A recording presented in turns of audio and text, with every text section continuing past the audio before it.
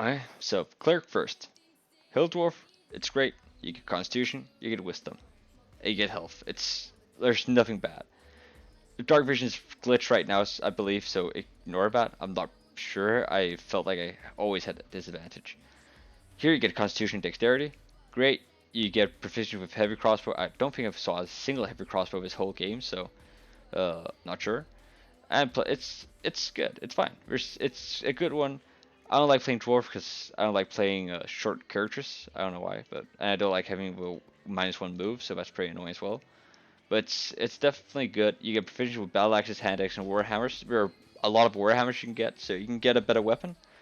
It's very nice if you use snow dwarf and or just general dwarf. With the extra hit points, you can tankier, which is also very nice. And with the other dwarf, you get some Constitution saving throws, and you get the extra dex. Half elf, where charisma is kind of useless. That's just the truth. As a cleric, the increased 2 hours is pretty nice, and choose 2 extra skills is also very nice. This Fey Ancestry, I believe, is really strong because not being able to sleep. I did see quite a few sleep spells actually being cast out, so that might just be worth taking just because of that.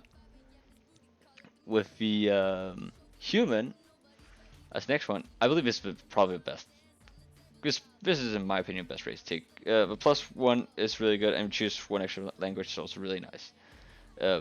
It's either that or the what's called the Hill Dwarf, but for now let's do with human. +1 to everything. It's really strong. Extra language, not sure how important language is going to be, so don't know. Elf, probably one of the worst ones because you only get the dex if you go the high elf and the intelligence. You get dex and intelligence, and intelligence is, in my opinion, the worst stat on a cleric. So I'd not go a high elf. The Sylvan elf can be okay if you want to go dex cleric instead, where you go with a rapier. Sadly, you do not have proficiency with rapiers from get go, so yeah, I'll have to use a short sword instead. But you do also get proficiency in survival athletics, and you also get to choose an extra language, and you also proficiency in perception. And perception is a great skill to have. So the Sylvan Elf is also advisable to take for halflings. The first halfling or marsh halfling is halflings are broken with the lucky. I really like the lucky feat. The lucky is really strong. The swamp, I'm not sure I ever like this. I never ran into this being in effect on my halfling, and neither I moved through everything, so I don't think this was working correctly either. So it doesn't really matter. You can ignore those for now. Probably later, but not now. For the Island Halfling, you give a charisma, so that's worse than the Marsh Halfling with a Constitution, in my opinion. And you only get the advantage of Dex checks. So, in my opinion, go the Human or the Sylvan Elf. Definitely. You also get 1 extra movement, which is really strong. Let's try and make a Dex actually this time. So, we have equipment. I take lever this time because we're going to go dex instead. You can also do scale mail because you will get it really early on. You'll get a good lever armor, a 12th lever armor, so it will weight off. So start off with scale mail probably. Light crossbow, it's nice to have some range. Doesn't really matter with pack. So I wouldn't change anything from the get-go. With the different ones, a rune. The only one I think is worth it is the sun. The other ones do not give enough. I feel like even with resistance damage is halved, I didn't feel like I met enough elemental damage for it to be worth it. Like it's just, it doesn't matter. This one is the like best one, is the Holy Radiance, but I'm not a fan. Iron I'm definitely a fan. I love the battle. Battle is so broken. Magic missile is completely obscenely broken. With same with Fireball as always. Haste, you name it. You get so many good areas. Like every single spell here is just really good, and you get a martial weapon proficiency, allowing you to get use every single weapon you want, which is also the rapier. The law, this is the one I've played the most. I'm not a big fan of it. I don't feel like it gives a lot. The spells are kind of useless. So most of these that like charisma I don't like in this game. Branding smite and hold person I felt like were not very useful, and counterspell Counterspell is actually really good. Of course, Counterspell is good, but that's like the only spell I ended up using of these, more or less. I used Shield a few times, but if I really want Shield, I'll like have a Perma chosen, and I'd rather have Magic Missiles, which I can normally not get. So, I prefer Battle for now. The Life one, I'm just gonna say this, it is completely busted. If you want to go Life, go with a Strength character though, because you get proficiency with Heavy Armor. You want to be Heavy Armor on. But Life is like you can't die. You're no one's gonna die if you have Life. Oblivion might be good with the Impaired Touch and Ray of Enfeeblement. Those two are very strong spells right now. Inflict Wounds, I felt like it missed every time I used it, so I stopped using it.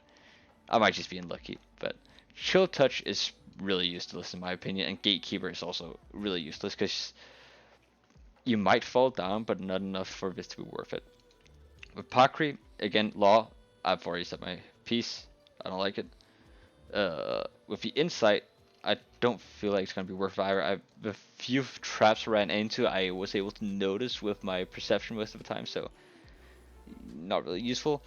Advantages on these is probably really good, but then I'd rather have something from I'd rather have the bonus with martial weapons, so don't care. This one, I'm not sure how good this was. It might be really important sometimes, but I couldn't see. I played for the first 3 levels and I did not feel like it did any impact. So I might just have missed something, but I didn't feel like I felt any impact from it. But let's go with Battle one. That's my favorite. All right now, due to already having, I said, martial proficiency, you can ignore the Law Keeper. Completely ignore the Law Keeper. You already have everything you need, so you don't need to take anything from VR. You don't need this one because you have martial weapons already, so ignore it. Unless you want to do it for RP reasons. I go Aristocrat because it gives in most cases 2 languages, and I hope languages will be important because they put an emphasis on it quite a few times during the game up till the end. Acolyte, I feel like Herbalism Kit is useless because I don't use potions at all. It might be because I have a Cleric, and Cleric got busted. I used it a few times, but it was more just because I didn't want to do a short rest. I was lazy. Academic, I have no clue what these relationships do yet, so don't know. If relationships mean a lot, I don't know if it's worth it because you get so many items you can give them. I really don't think it's worth it. Low life, nah, just don't.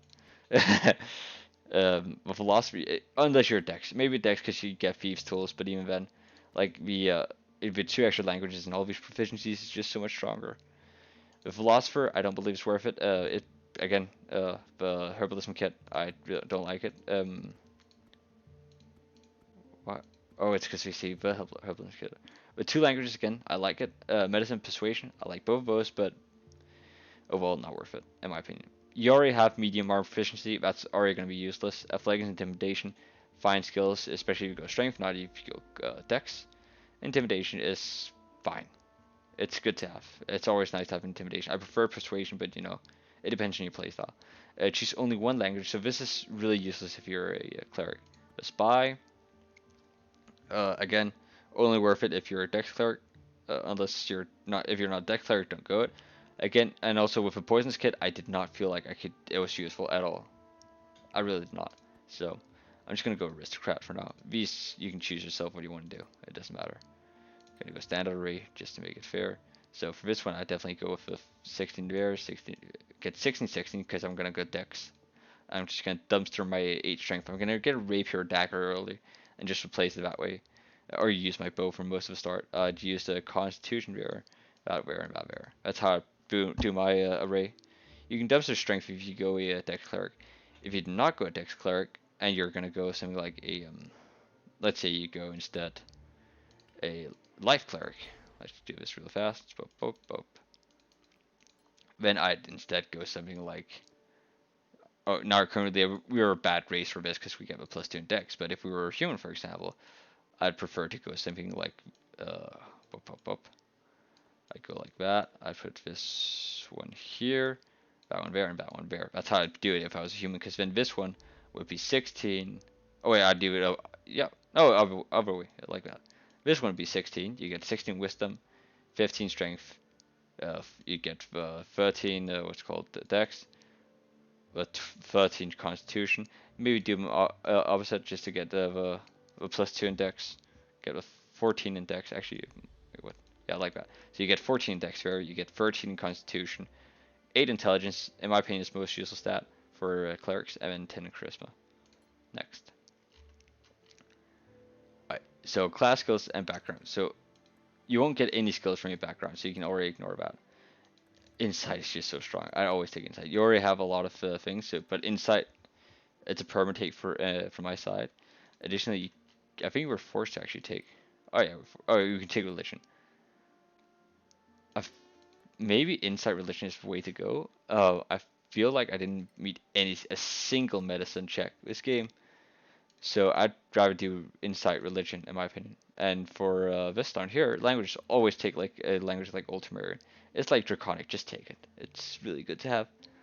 And then I'd also be taking something like it really depends on your playstyle. Orcish, I did not meet orcs enough, and nor goblins. I did not encounter the language.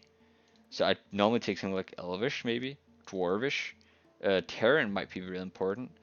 So it was like the order of important languages. Like for me, as Temerian, definitely number one. Always take Temerian on every single character. Like always. That's my opinion.